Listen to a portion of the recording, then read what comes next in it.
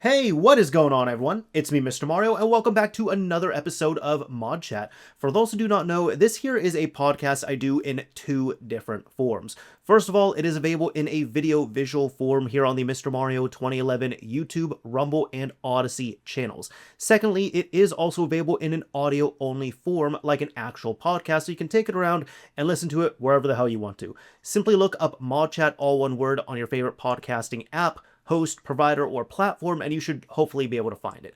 I know it's not available on all of them, but it is available on most of them. Either way, this here is a podcast I do at least once a month, which revolves around the world of video game modding and video game console modding. I tell people it's not necessarily a news show, but if you're entertained and kind of take this as a news takeaway or a little bit of a news blast, that's always awesome as well too. But it is talking about what I find new, interesting, cool, maybe even a little bit of show and tell, and some of the fun things that we might talk about and discuss here that I just find fascinating, like new developments in the world of, again, video game modding and video game console modding. Now, there has not been a shortage of news here, not by any means at all, but for our first episode of 2026, Happy New Year, by the way, let's go ahead and jump right into this. Now for this first one here, I don't have all too much to show, and that's not because it's not impressive by any means, far from it. It's just simply because, well, this is a pretty short and simple page here, but we're going to check out the repository as well. This here is from decomp.dev, their site here, and this shows, as you can see, that Legend of Zelda Twilight Princess has been 100% decompiled, which is pretty cool. Right now, they are working on fully linking everything, but this is cool seeing that there is another big game project like this that has been fully decompiled. We love to see it here. We can even check out the GitHub repository, which they have linked, and you can see right here that this has been, well, this repository has been around for several years at this point, and there's still regular updates to this here. If you check this out, they do say that this is a work-in-progress decompilation of The Legend of Zelda Twilight Princess, as we've just covered, but they also state here the code for the GameCube releases is completely matching. However, not every translation unit to you has been linked yet. Work is continuing by aligning the debug version and getting the Wii versions to match. All versions are built from the same codebase using additional compilation. So this is really cool here because we see that it can also target several releases. So it looks like it covers all the GameCube releases, and by that I mean North America, Europe, Australia, and Japan. It also covers both North American Wii releases that came out. I believe this one, correct me if I'm wrong here, I believe this one ended up getting a patch here just because of the one of the exploits in the game that you could use to soft mod a system. But there's also, of course, the European, so the PAL version, the Japanese version, and they even have the NVIDIA Shield version as well too. It looks like, funny enough, they're referencing the debug version of the NVIDIA Shield build of this game to help with everything here, so that's neat to see. But either way, this is really cool because some people might be wondering what is going to be the next thing here. Well, essentially with these decompilation projects, much like any of the other ones out there, probably one of the bigger ones would be Super Mario 64, for example. The idea here is that you can dump your disk and then you can use that disk dump because that's all already compiled and ready to go. So the idea here, much like any other compilation project out there, is that you can then take your game that you've dumped, as long as it's one of these builds right here, which it looks like it's going to be every single one, and once you pair it up with the tools available here, or really just the code or scripts, you can then take your finalized retail compiled game and you can decompile it, and that way you get access to the source code. The benefits of that are staggering, mainly for modding, for example, as opposed to kind of doing some guess and check and such there and just trying to see what works. You can actually modify the game at a source code level, which is really helpful for mods. It's even really helpful for optimizations as well too. And a good example is seeing like what's been going on with the Super Mario 64 decompilation. That's been out for several years, and the modding scene has just exploded on there in terms of getting the game optimized, getting mods optimized.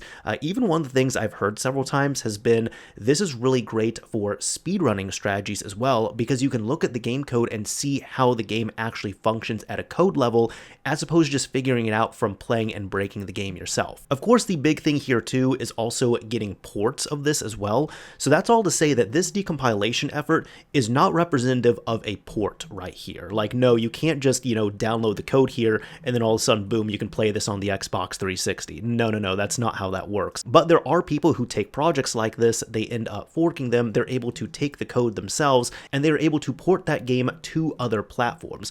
probably the first one we're going to see is PC. So one of the nice things is, once this is up and running in that form, we could have Twilight Princess running natively on a PC. And any other systems it's ported to, it could also run natively on there. And it would not rely on a translation layer, a wrapper, or even an emulator, because you're really just running the game itself bare metal on that different hardware, which is really awesome to see. So I am looking forward to seeing more of this here and see what comes of it. But yeah, so far 100% decompilation effort here on Twilight Princess. The PS2 gets a little bit of love as well with yet another DVD exploit. I'm not kidding, that's actually what it's called. It is YADE for short, but this is short for yet another DVD exploit, and this is from developer MFD Gaming, which also had contributors Akuhak as well as Copilot on here as well, so I'm sure Copilot just helped with a few things there. But if you haven't seen it before, this is pretty similar to Free DVD Boot. Now, Free DVD Boot was from CTRT, and this here was pretty revolutionary, and I ended up dedicating nearly an entire ModChat episode to covering this here, because it was so big. Essentially, when Free DVD Boot came out, this essentially meant that you could take a compatible but completely unmodified PlayStation 2, and you could just come over to the pre-built ISOs, for example. You could download one of these ISOs, burn it to a DVD, load up that DVD, and you're completely unmodified. Like, I'm stressing that. You load it up in an unmodified PlayStation 2, and as long as it is compatible with that PlayStation 2, you'll be able to launch into uLaunchElf or WLaunchElf, meaning that you'll be able to launch Homebrew. And then from there, you can jump to another piece of Homebrew. You could even run games. You can run other applications, emulators. You could do what you want to, because essentially, just with a burned DVD, you could access the land of Homebrew on your PS2. You don't have to do any swap tricks. You don't have to install FreeMcBoot. You don't have to install anything else. You really just needed a blank DVD. Now, the reason why I'm referencing this here is because this is an older project. This is 6 years old, but the thing is, shortly after it was released, there was a few implementations and some changes that were made, and then after that, there wasn't really anything else done on here, and I believe CTRT really wanted, others to kind of pick up the mantle there, and it really wasn't picked up for Free DVD Boot until, well, YADE ended up coming out here.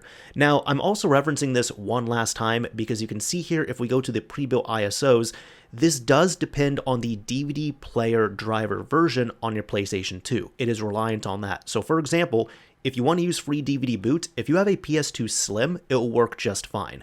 If you have one running the 3.04 DVD player driver, then you can use this one right here, and that's one of the FAT systems. There's also another one right here, and it says some 2.10 models and all 2.12, and this is for the older FATs. But point is, this wasn't a one-size-fits-all solution, unfortunately, because just with the way it works, and this is more on the PS2 side of house, not really the exploit side of house, but this had to be built to support each DVD player version separately. So now coming back to yet another DVD exploit, it works pretty similarly here. Now, this is not a fork of Free DVD Boot, but it does work, at least on the surface, similarly enough there. And it says there that this is a DVD exploit for the PlayStation 2, and it works fully on DVD players. Well, there's all these different versions here, but it seems to work across different regions for DVD players on version 3.0, 3.02, and even 3.03. So that ends up knocking out support for a lot of those FAT systems, which still have working DVD drives. It even states pretty similarly to Free DVD Boot that YADE is a proof of concept exploit for the PlayStation 2 that uses a malformed DVD video disk structure to gain code execution. The exploit targets the PS2's DVD player firmware and allows loading custom ELF binaries. And if you want to try this out here, for the technical details, it shows that the exploit works by creating a malformed DVD video structure with specifically crafted program chain data, triggering a buffer overflow in the PS2 DVD player firmware, redirecting execution to custom code loaded from the disk, and then loading and executing a custom ELF binary, which that is typically going to be uLaunchElf or WLaunchElf. It's kind of like a file manager that allows you to, like, if you have programs like PS2 programs on the DVD or a CD or through a network or through a USB drive or your memory card, you can load them up through there. Now, the idea for this, again, pretty similar. You can come over to the releases section and we can open up the assets here. And what you can do is just find which DVD player version your PS2 has, download the ISO, burn it to a DVD, play it, it'll play like a DVD video, except instead of playing like a DVD video, it'll boot up into some Homebrew, typically, like I said, uLaunchElf or wLaunchElf. So a really welcome addition right here. Going to the original Xbox team, you know Team Resurgent always has something cooking here, but they ended up releasing XboxMemCard, which I thought was really awesome here. This is from developers Equinox, Shaux, as well as Zatchbot, but we can check this out here with XboxMemCard. It says that XboxMemCard transforms your RP2040 or RP2350 into a flash storage device compatible with your Xbox Original or PC. And there's 3 options here. You can either get the auto-formatted original Xbox version, which states that this build automatically formats the storage to FATX, making it ready to use immediately on your Xbox Original. It utilizes the Pi's internal flash, reserving approximately 256 kilobytes for system use, which that's fine there because usually when you plug in one of these like Raspberry Pi Picos, I think there's something like 128 megabytes available on it, something like that. There's also an unformatted option, so a custom format, which just does the same thing except it's raw storage, so then you'd have to format it to your file system of choice for an Xbox or PC. And the last one is SD card storage, where if you want to, you can use this firmware version in conjunction with a SD card that you have to solder in either directly or you solder in a connector and then connect the micro SD card to the Pi Pico, and it will end up mounting this file named image.bin. So if you just want to work with an SD card, you would do that, and the GPIO pin setup is right here. If you want to try this out yourself, you can go over to the releases section, and then from here, there's a bunch of different UF2 files, both for the RP2040 and the 2350, and then you just download which one is labeled for your own usage. I feel like most people are probably going to want the Xbox OG version right there, and that way they can copy their files over. Now, if people are wondering why this is such a big deal, or why this is so cool, or why I'm liking this, well, it's pretty simple. One of the more accessible ways that you can soft mod your Xbox, but even just get Homebrew and unsigned code up and running pretty quickly, is using a USB drive as well as a USB adapter on the system. I'm talking about a completely unmodified system, like it's a system, let's say you want to dump files off the internal drive, you want to soft mod it, you just want to do a few other things on there. The issue with that is that the USB drives you can use for the original Xbox are incredibly limited. Like, you can't just grab a random USB drive and plug it in and expect it to work. More than likely it will not. You need to go with an old USB drive and a small USB drive. And I'm not talking about like that old 8GB USB drive you might have kicking around. I'm talking like a 32 megabyte, a 64 megabyte. I said megabyte, not gigabyte, but any of those small old USB drives. You can import some. Typically, you can import kind of those like cheaper ones from China, for example, which is what I've done. The downside is you do have to find which exact drives end up working. Sometimes they might not work. Sometimes they could be defective. Sometimes they'll work on certain systems and not other systems. So it really just depends on what you're trying to do there. However, this is really nice because you don't really have to search around for specific USB drives, and there's so many ways that you can adapt a USB drive easily to the original Xbox. You can purchase a pre-made cable, you can make your own cable, you can even make your own PCB if you don't want to get cables or splice into any existing ones. And then for this, you really just need an RP2040 based chip of some kind, typically a Raspberry Pi Pico, and with that, you're good. So you really just end up using a couple things which are pretty readily available or you can make easy enough. And that's why I like this here, because I will say when it comes to people wanting to soft mod the original Xbox or maybe use something such as Skeleton Key, I would argue one of the hardest parts of getting that setup going is just finding a compatible USB drive. So if we can cut that down and really eliminate a lot of that friction with XboxMemCard, well, that's fantastic. And we're still not done with the original Xbox here. This one is from EXP Systems, and this is the Xbox version 1.6 128 megabyte upgrade installation tools. A little bit of a mouthful right there. But they say here under the summary, this is a set of tools to ease the difficult 128 megabyte upgrade on the Xbox version 1.6 by bending the RAM chip pins to match the angle of the lower chip and an alignment tool to place the additional RAM chip. Now, this is not necessarily any code. I guess it is in a way, but it's not directly that. It's actually just these two folders right here. We can check out the alignment tool. You have some images, and then you just have these STL files, as well as with the pin folder tool. You have the same thing as well here too. And this is important because these here are just 3D printable files that you can end up, well, printing yourself. They even have some of the instructions right here. Well, not some of it, actually all the instructions here. But this, for example, is the pin folding tool.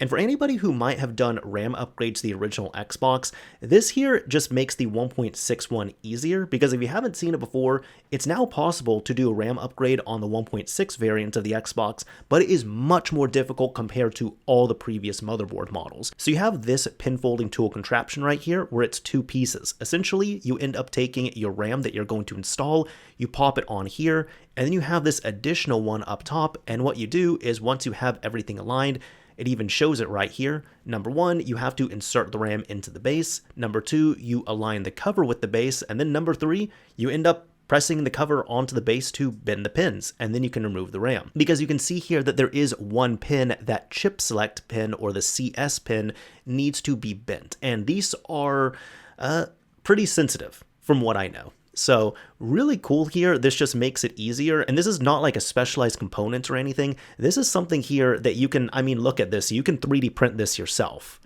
And if you don't want to 3D print it yourself, you could either have a friend do it, a family member do it, go to a place that has 3D printing capabilities available, pay a company to do it as well. There's several different options you have available here. And the second one here is the alignment tool. This one here is the chip alignment tool, which it's pretty self-explanatory, but right here, it's another one where what you need to do is you go onto the existing motherboard, you find your RAM block, and then you end up installing this tool in step one. Step two here, what you do is then you take your freshly bent and set up new RAM, because you have to piggyback the RAM off of the old RAM.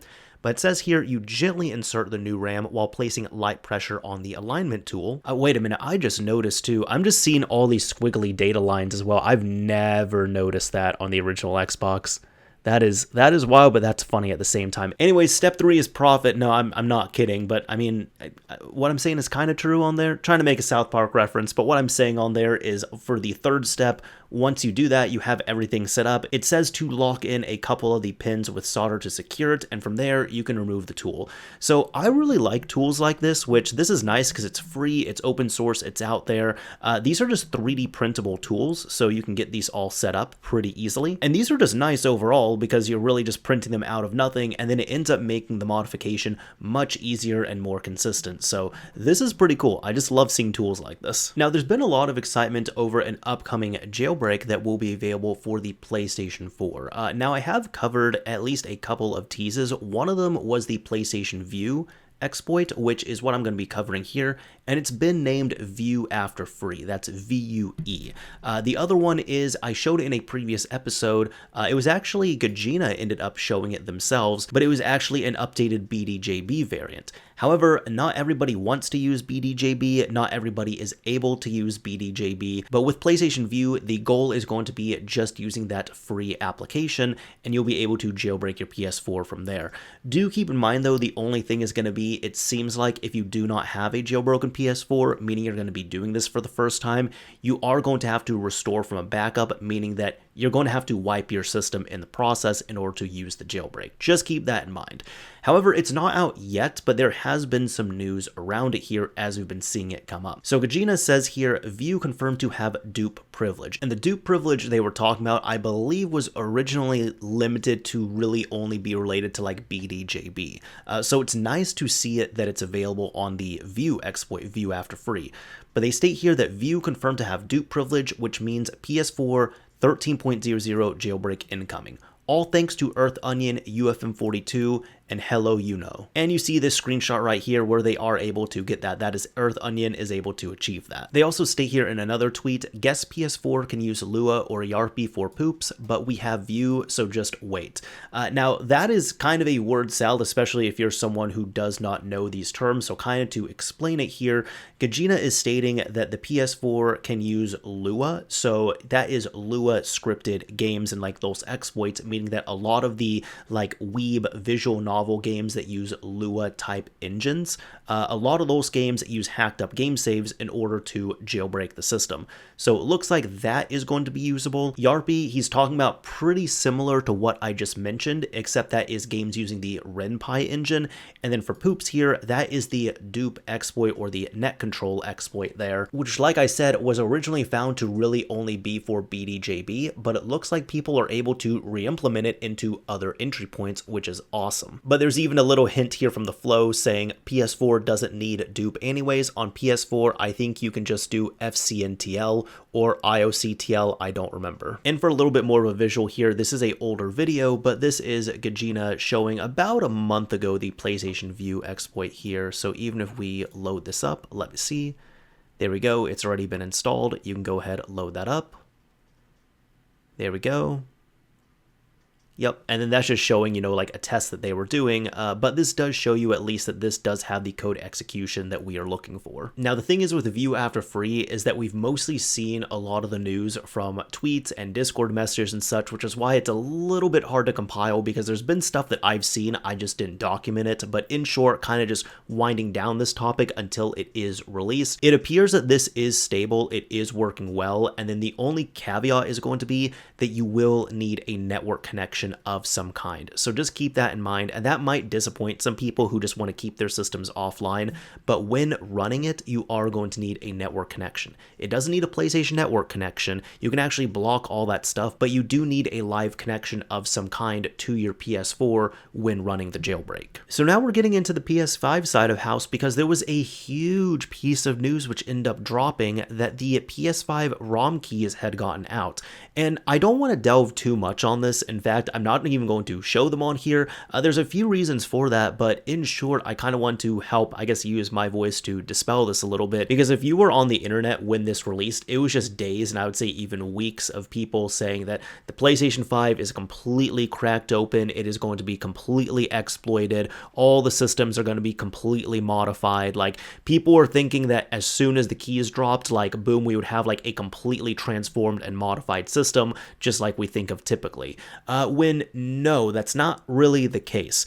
This is helpful, mind you, but just with the level of security that the PS5 is on, it doesn't help as much as you would expect here. In fact, I'm actually going to refer to someone else who can explain it better. I really just want to highlight this from ZekoShao because they explain it best here, saying news sites are overhyping the release, leak, whatever of the ROM key seeds, saying it could be used to fully unlock the PS5.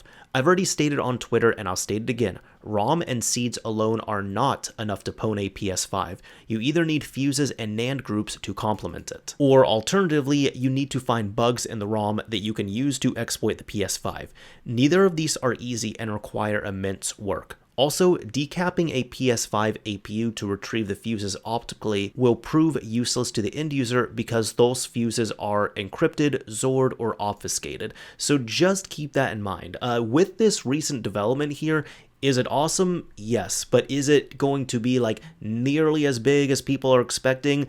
Maybe on systems older than the PS5, but in PS5 territory, not as much. That's just how it is. As these systems are getting newer and more refined, and there's newer generations that are coming up, they are getting harder and harder and harder to mess with. So, like I said, I'm repeating it several times here. It is an impressive accomplishment, mind you, but there's good reasons right here you're seeing on screen why I wasn't making videos and news and being like, oh my goodness, the PS5 ROM keys are out there. It's all like, no. No, it's not like that at all. Now, this is also another piece of PlayStation 5 news that had to do with PS4, that had to do with PS2, that had to do with Star Wars. Let me just get into this here. And I want to say for people that this is going to be more of like a post-mortem, I would say, because this is kind of a rise and fall of an upcoming jailbreak for this here, the PS5. Now, when they're saying dupe, just keep in mind that is the poopsploit or the net control exploit that we have been using, we've been familiar with, and I've talked about it here, and I've made a few videos about it, but I've talked about it on a few episodes of ModChat. So here, this is from Gajina, and I'm really just kind of recapping these here. They state that this is a mastercore exploit, which is based on the disc game KUSA 03474, which is Star Wars Racer Revenge. This was the 12.00 dupe exploit that was teased. We'll release code after polishing more. Happy New Year scene, because this was released right at the end of last year, or I guess this tweet was. was. And if you see this here, they end up recording this within OBS, but they have Star Wars ROM Revenge running. They go to options. And you can kind of get a bit of progress with how this works here. Save load game. I guess going into the Hall of Fame, actually. So there we go. And that right there is a PS5 notification. So that's showing that they were able to get code execution on here, which is really awesome. This is also nice because this was a PS2 game, which has been around for a long time now. But MasterCore works for PS2 games, which have been ported onto the PS4 and even the PS5. And essentially, you can use those as entry points to do a little more. When it initially released years ago, the only thing you could really do was you could load up Homebrew, and you could load up like PS2 Homebrew is what I mean. You're really limited to that. You could load up like PS2 Homebrew, and you could also load up other PS2 games. So one of the first developments I remember was there was essentially a server that you could run which came out, which when you would run this in a exploited game, you could then upload, you could really upload to your system, but you could sideload another PS2 game, and then on your system, you could use that PS2 game to play other PS2 games. Probably not as exciting as what people are really wanting to do to jailbreak the system, but this has been retooled several times. We've seen it with like Okage, for example, but the downside with Okage was that you had to get it digitally, and it had to be a legitimate digital game, meaning that you were on your PS4 or your PS5, you ended up at one point purchasing the game digitally and downloading it onto your system, and then keeping your system offline so it's on a lower firmware when a jailbreak for it comes out. Obviously, not that many people can do that, so having some kind of physical game was really important, which is why this was such an important game, but then it ended up shooting up in price, because Gajina even states down here, there are approximately 10,000 copies as far as I know, 1,000 for limited edition, 8.5 for regular edition. Good luck hunting it. Don't be an idiot buying the PS2 version. And yeah, that is true there. Now, what exactly happened with this? Well, tackling this further, Gajina also said, yeah, most people will not like the idea of requiring specific game, but that is what we have for now. Don't expect BDJB coming soon. April something is busted. They're saying there they were kind of hinting at an April release for something, but I guess that's just not happening. And then that's when Gajina said maybe WebKit coming out will make more sense. So with PS5, like they're saying here, we haven't had WebKit happen in a while. BDJB, don't expect it to come soon. So really we've had to work with specific games on the PS5 to get jailbroken on higher firmwares. Now when this happened, people started looking into the PS2 games that were released on PS4 discs. So of course, Star Wars ROM Revenge is one of them, and that really shot up in price.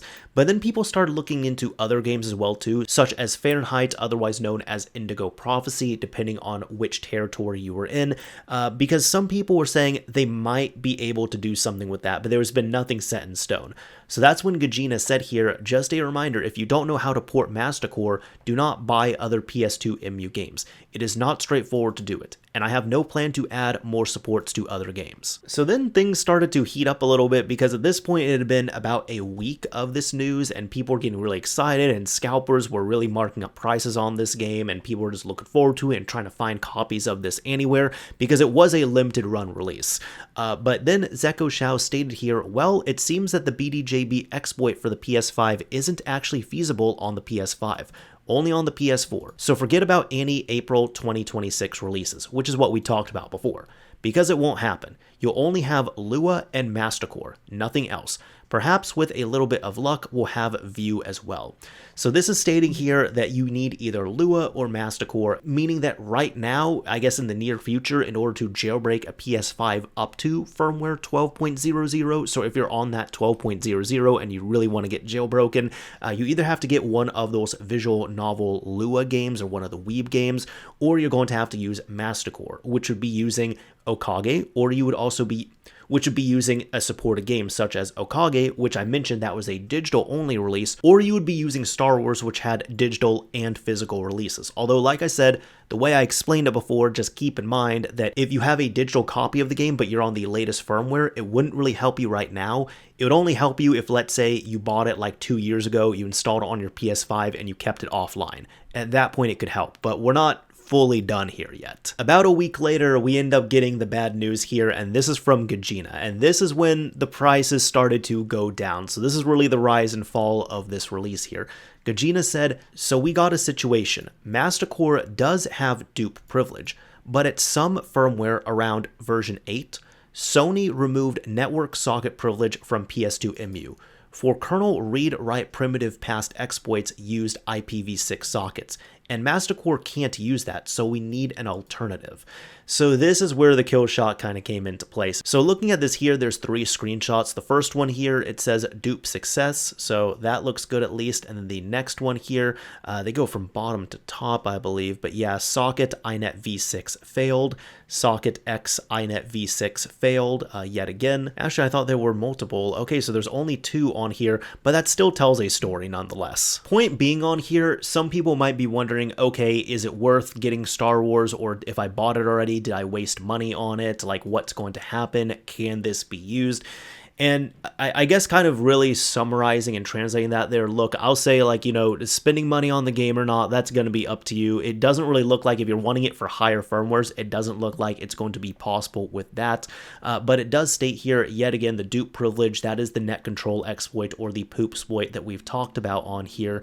It is still possible to do on that higher firmware up to 12.00.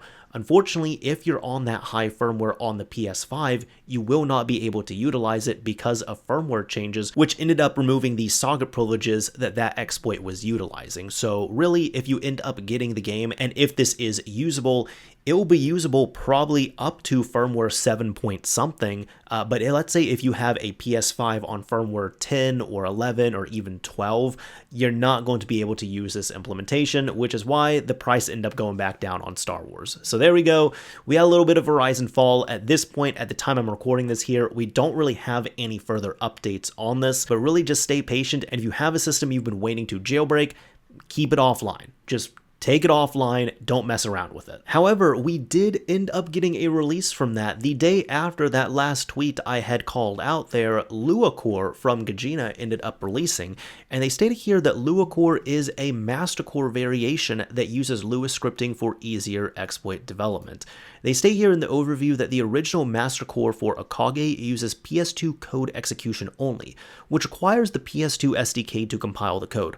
Luac0re uses minimal PS2 shellcode to escape PS2 MU, then leverages the Lua 5.3 interpreter already embedded in the main executable, originally intended for PS2 MU configuration to simplify code writing and execution.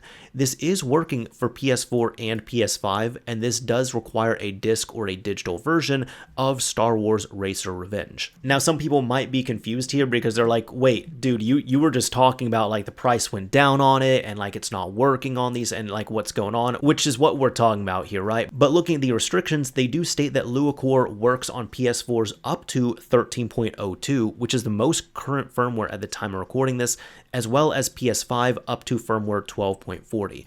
And if people are even more confused on it, I know this is going back a bit, but when originally covering this for Mastercore, that's one reason why Mastercore was so impressive, even though it was really an exploit for PS2 games ported onto the PS4 through emulation. The thing with it was, the reason why it was such a big deal was that it really can't easily be patched, and that was even mentioned when it was released at the time. So even though the actual kernel exploit can and does get patched, the entry point itself is typically not going to get patched, and it cannot be easily patched just inherently with the way it works. But going back to the restrictions, they state from PS5 firmware 8.00, Sony blocked socket creation with non-AF_Unix domains, which means you cannot use the network at PS5 8.0 or higher. So keep that in mind. But the PS4 has no restriction, which has been even called out as well too, because it's like, well, that's cool that this can work on the PS4, absolutely, but people are really looking forward to this on the PS5, and when it comes to the PS4, there's other options as well. Instead of, you know, tracking down an expensive copy of Star Wars ROM Revenge, on the PS4, you have multiple options. You can just burn a disk using BDJB. Depending on your firmware, you could also use WebKit. We also have Vue After free upcoming as well too. So what I'm saying is this is an option for the PS4, but if you only care about jailbreaking the PS4 on the highest firmware possible, there's already better options out there as opposed to using Star Wars. Now, this is the last piece of PS5 news I have to share right now, but this here is from developer Best Pig and is BackPork, which ended up just dropping all of a sudden. And this here was really cool. I was actually excited to look into this here because this is really impressive to me. This one here, it states that this is a background payload for PS5 that automatically allows system library sideloading.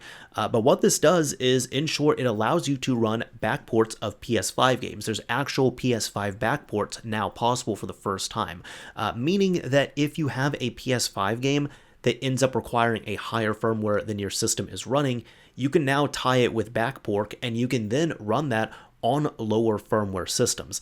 Now, to my understanding, it doesn't work for all firmwares just yet. There's still development that needs to be done. And by the way, contributors, just want to give some credit here. This has been developed by Best Pig as well as Echo Stretch here. But looking at the overview, they state that BackPork monitors game launches on the PS5. When a game is launched, it automatically mounts a fake lib folder from the game's app directory over the game's library path using Union FS. This allows for library replacement and injection without modifying original files. So this is also important because some people might be wondering what the difference is, because you can already backport games on the PlayStation 4. Typically though, what you need to do is there are patches that are created, and once you get one of those patches, you have to install it like a standard package file onto the system itself, and that typically has like the fixes and things done to get it to work on a lower firmware. The PS5, to my understanding, is pretty different, and the main reason is that there's like straight up drivers that are updated, and there's like necessary system calls and system tasks that are done for games compiled on higher firmwares, so it's not nearly as simple to backport a PS5 game as it is to backport a PS4 game, which isn't simple at all, mind you, but what I'm saying is, if you think backporting a PS4 game is hard, but backporting a PS5 game is just on a whole other level. So this, it states it uses Union FS, which was really reminding me of layered FS, which is what we have on the Switch. Because essentially, if you've ever modified a Nintendo Switch, for example, if you ever want to mod the games themselves on there, you don't modify the actual game files. You don't replace them in the ROM, you don't patch the ROM, you don't do any of that. Instead, you end up putting the files into specific directories on your SD card, and then it's set up so that whenever the game loads up and it's loading in those files, if it has accompanying files on the SD card, it ends up sideloading the SD card files instead of the files on the game ROM itself, which is exactly what Backport seems to be doing, except instead of game files, it's libraries. So if there's a necessary system call or library that's needed and you supply it there, you're then able to run that higher firmware game on a lower firmware system. It's even covered here for sideloading libraries that the libraries you want to sideload must come from a firmware version compatible with the game you want to run.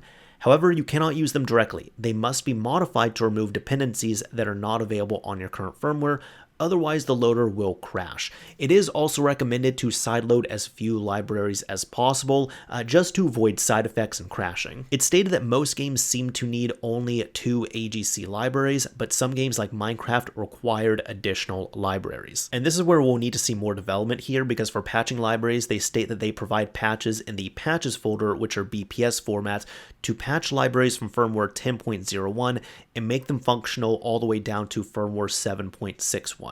This is probably achievable for lower firmwares as well, but it has not been tested and would require additional patches. There is a warning here also saying that patches are split by firmware. I recommend using the highest patch set that matches your firmware instead of using lower versions, because I had to alter the normal behavior of some functions to make it work. So I'm hoping the community does come through further on this, but even though we have this set of patches here, which it looks like, yeah, there's some for the 7 firmwares, there's some for the 6 firmwares right here as well. The idea would be that we would see more and more of these folders so we could run games all the way back down on like 4.03 or 3.0 systems, if that is possible. There might be some games that also just straight up have features that are built into newer firmwares on the PS5, which will just not be possible on older firmwares, but we'll just have to wait and see on that. Either way, I end up seeing this and my jaw just kind of dropped at how it ran, because I'm like, This is a really smart way of doing it. I love this implementation here. This is really cool. So I really am hoping for the best with Backport, and I'm hoping that we do see more patches come out. Now, something else that definitely surprised me on here, and I do want to give credit and shout out to Wololo here, and I wanted to show this not only because I think this is cool, but also because just over the years, I've referenced Wololo's site and Wololo himself so many times, and even before I was really doing stuff like this, I was always reading on this site as well too. But it was cool because Wololo himself hasn't been as active in the modding scene, has kind of more just been observing and seeing what's been going on as opposed to being more of a news source. But they ended up doing a homebrew release here, which was, let me try and say this out loud. This here is Warnel Chawpiovs. I hope I don't have to say that again here, but this in short is a homebrew port, a homebrew release, but a homebrew port of Marvel Champions, not only on the PC and Mac OS, but also on the Switch. Now, if you're wondering what this is, they state that WC, that's what I'm going to refer to it, is a homebrew game for multiple platforms based on the popular cooperative board game Marvel Champions. WC lets you play a card game with full rules enforcements. And they stated here, I'm a huge fan of Marvel Champions to play solo, but the amount of rules in the game fries my brain. I badly needed a way to play with a computer doing the heavy lifting for me, so that's what WC is about. That's smart, I like that. Just note that WC doesn't hold your hand. Although it automates all of the gameplay, you will still need a basic understanding of the original rules to know what's going on. The rules can be found here if you're interested, and they end up having a link to Fantasy Flight games. You can play on your own with one or multiple heroes, and there's also a multiplayer mode, although I need to emphasize once again, multiplayer doesn't exactly work. They do cover some things in the changelog. It looks like the frame rate is 60 frames per second, or at least it's capped to that, so that's cool. There's install instructions for Windows, for the Nintendo Switch, as well as Mac OS. It looks like you really just need to extract this into your Switch folder, although you cannot be running this here in applet mode. You will have to use title redirection, which if you've used a modded Switch for any amount of time, you should be familiar with that. There's a ton of information on here, so I'd really recommend if you're interested in Marvel Champions and you're wanting to play it on your Switch and you got a modded Switch, I would definitely recommend checking this out. It's going to be linked in the description of the video upload. And the last thing is here that they do state the Switch port is slow, so you might want to overclock your console when playing a game. Just keep that in mind. Now, this was something that was pretty unexpected, but pretty awesome all at the same time here. I just wanted to go over it quickly because I've had a dedicated video to this, but this here is, oh yeah, because it's not like the direct name on here. This is RSDK v5 decompilation from Uncreative Xenon. Specifically, this is the fork that they had here.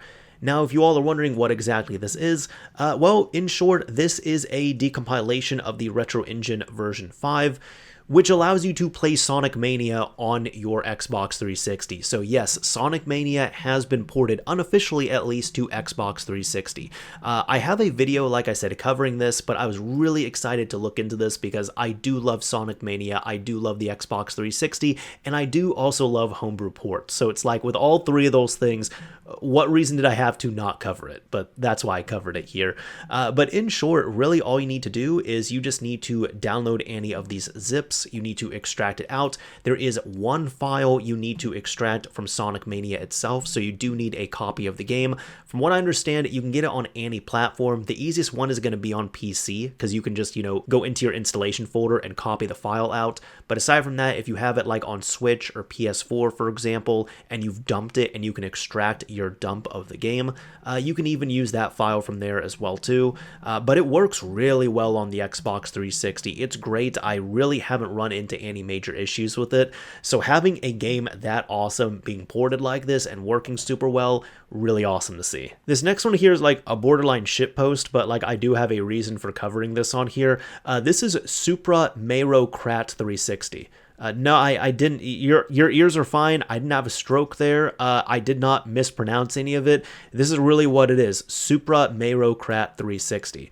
This here, it says by popular demand, you can now play with a friend on 360. And this here, I didn't even know about this game. I'm going to be honest. There's some screenshots right here. That's really how it looks. This is how it looks here. And this, you can see, it's just really like a bootleg Mario Kart that is designed to look like a shitpost on here, and it is playable on the 360.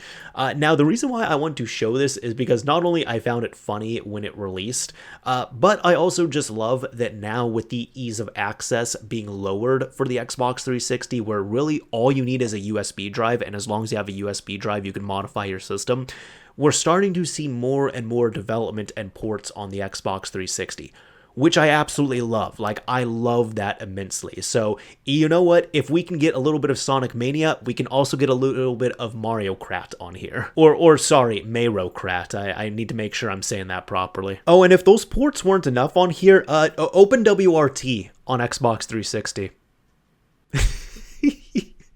Yeah, this was from Hexadecimal over on Mastodon, which I think this will be the first time I'm referencing Mastodon here on the channel. But they state here, I managed to run OpenWRT on my Xbox 360. For those who don't know, OpenWRT is an open source operating system for network routers. In theory, it might also be possible to use an Xbox 360 as a Wi-Fi access point.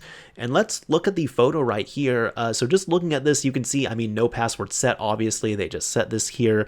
Looking at the memory, I mean, that's under 512 megabytes. That's just under it. So that is certainly what's available on there. You got the disk space, temp space. I'm wondering how all that's connected and calculated. But you can see right here, firmware version. No, not that one. Not that one. No.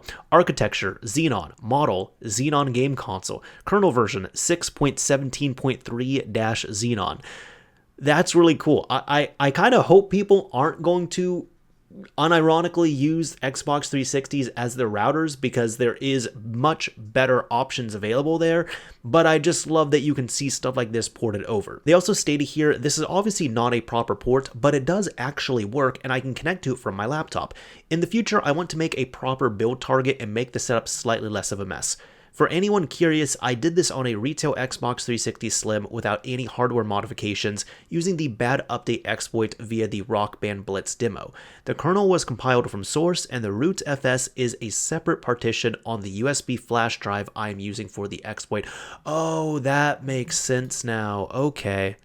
Okay, that makes more sense. We can even get into more information on this here too. Like, for example, let's see. So Emma, friend of the channel here, they state here, we'll actually just run through this. They say, a script of some kind for setting up a Linux live USB of sorts on a 360 with the root FS on the same USB would be incredibly cool to see, for more than just OpenWRT. Is the Ethernet acting stable? I know that's a problem point in our current 6.x patches for some people. And then after that, they also recommend a bad avatar. But then Hexadecimal ended up replying, stating, I initially tried to do it in the live CD format, but the newer kernel just throws garbage on the screen and crashes for reasons I don't understand. I end up doing a second ext4 partition and a kboot.conf as recommended by this link here, which worked for me. For OpenWRT though, that is actually how you typically want to do it. The root FS partition should be separate and easily mutable. The Ethernet does actually work surprisingly well, although unfortunately it is not gigabit. However, to get it actually functioning properly, I had to basically get rid of BR-LAN and directly use the Ethernet port device, since BR-LAN would not show up at all.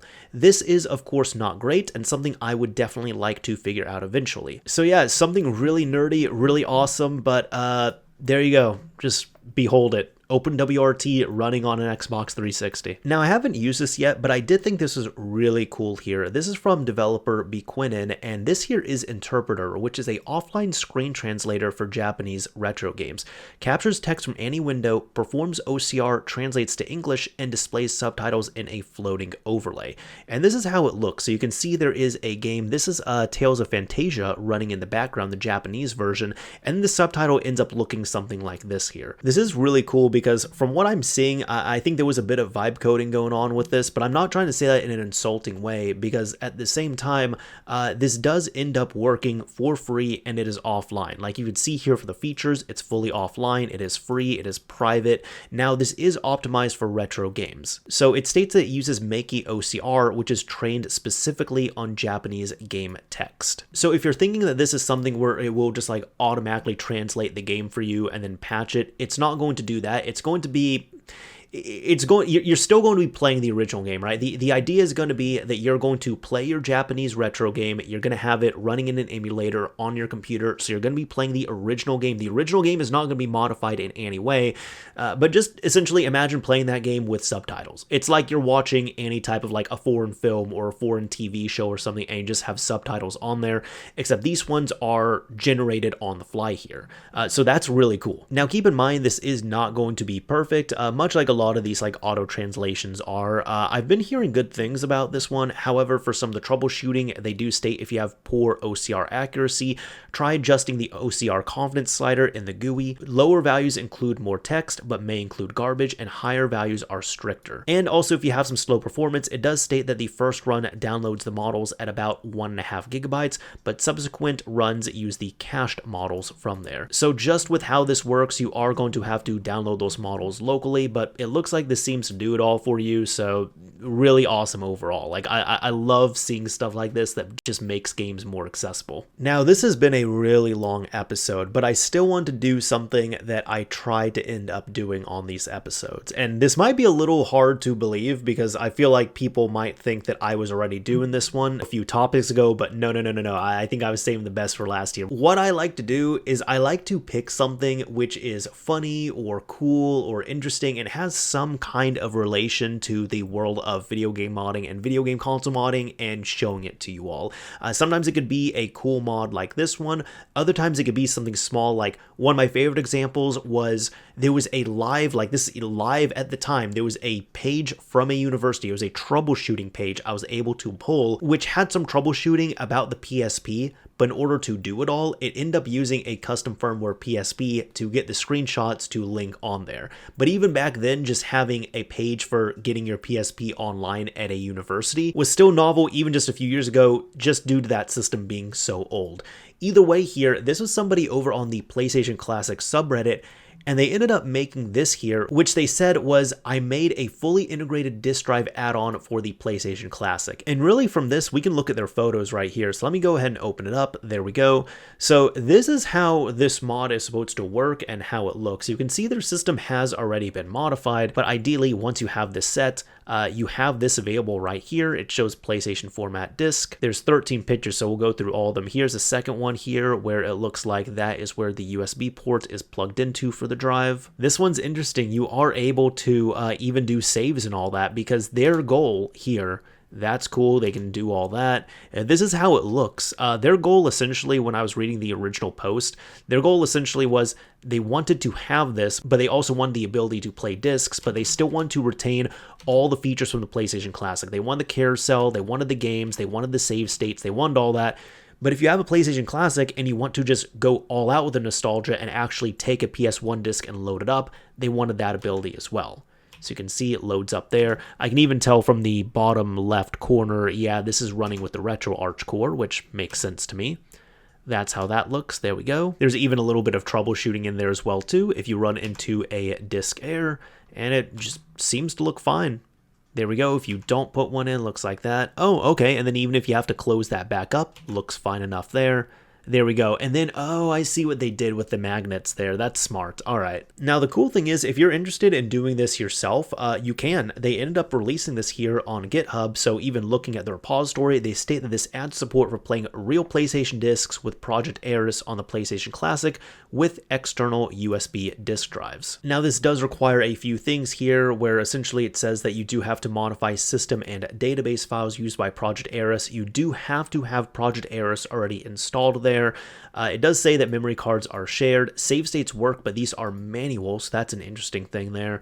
And then if you're not using any internal USB mods, you need a powered USB hub. It says it will work via the front USB port. That's interesting. All right. I wonder if you need to do the voltage mod on there, like the regulator. Essentially, there's a mod where there's like a component you could take off the board, and that allows you to use a lot more drives on it than you typically could. And then it also says that the disk drive does not fully work over OTG, so you do need to bring power over in a different way, like using like a Y splitter there. And then for the requirements, you do need, of course, the PlayStation Classic with Project Ares installed, the USB drive, which, I mean, if you have that set up there, an external USB CD or DVD drive, and then the PCSX rearmed disk project core, which looks like that one's included in there.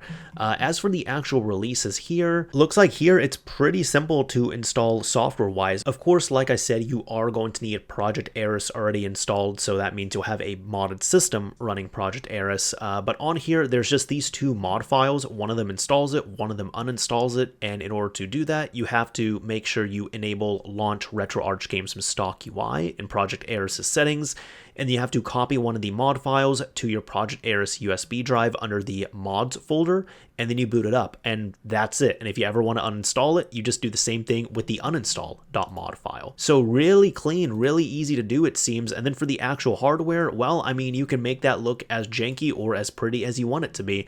But there you go. If you want to use original PlayStation games on your original PlayStation emulator machine that's been modded, you can now do that. So there you have it. That is about it for this episode of ModChat. Hopefully you all enjoyed it. Hopefully it was helpful. Hopefully you were entertained and got to have a little bit of a takeaway in some way as well. Now, if you've made it to the end of this episode, first of all, thank you. But secondly, if you haven't been here before, typically I like to use a keyword or a key phrase. And if you use that keyword or key phrase in a comment on the video upload, I'll know that you made it to the end of this episode. Typically, I end up picking something off of my desk here, and this time is absolutely no exception. This one, I am going to be doing a video about this. I don't know when it's going to come out, honestly, but here, we're going to be talking about USB drives. How about that? Are you a frequent user of USB drives? Do you always have them around? Do you have, like, just one? Do you maybe lose them all the time? Or are you one of those people where you don't really remember the last time you used a USB drive, and if you had to look for one, you wouldn't be sure where to look for them on? This isn't new by any means. It's actually funny. This was years and years ago. One of my friends who, real techie, nerdy guy and all that, who like always had drives on hand, and that's kind of how I am. Like, I can just like sneeze, and my sneeze particles will probably end up touching at least one USB drive somewhere. So I kind of have them all over because I'm always using them, and they are pretty useful. But either way, my friend had told me, and this was years and years ago, he was using these all the time, and then he said there was one time he actually needed one. Then he realized that he didn't have one on hand, and then he didn't really remember the last time he even used one, because he was just so used to using different services like Dropbox and such. You just upload files, download them wherever you need to. That was before Dropbox put more restrictions on how many devices you could access and such. So it was a while ago, but either way, let me know, I guess, what kind of USB drive user you are, maybe formatting techniques, what your favorite brands are, good stories, bad stories. If you talk about USB drives in the comments, I'll know that you made it to the end of this episode. Either way, that is about it for this episode. And if you enjoyed it, a like would absolutely be appreciated. If you didn't like it, a dislike is fine as well too. But as I always say, this is Mr. Mario, signing off. Thank you all for watching, everyone, and listening, and I guess until next time.